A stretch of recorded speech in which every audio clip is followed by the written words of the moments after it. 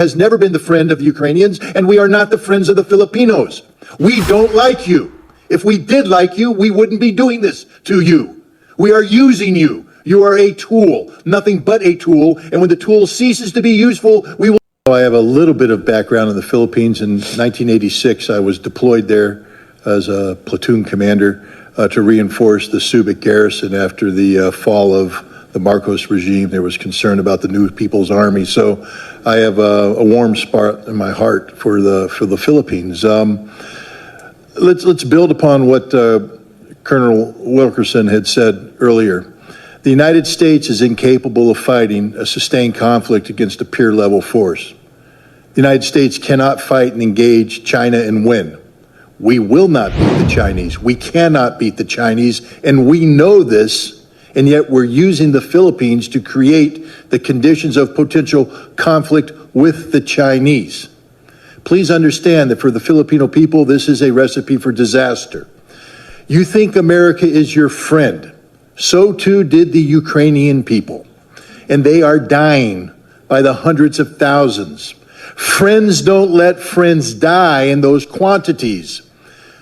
The Ukrainians have been displaced by the tens of millions. Friends don't let friends have their cities destroyed in this manner. Friends don't let friends have families separated, have mothers and children destined to a life of refugee status in perpetual poverty. That's not how friends behave. America has never been the friend of the Ukrainians, and we are not the friends of the Filipinos. We don't like you. If we did like you, we wouldn't be doing this to you.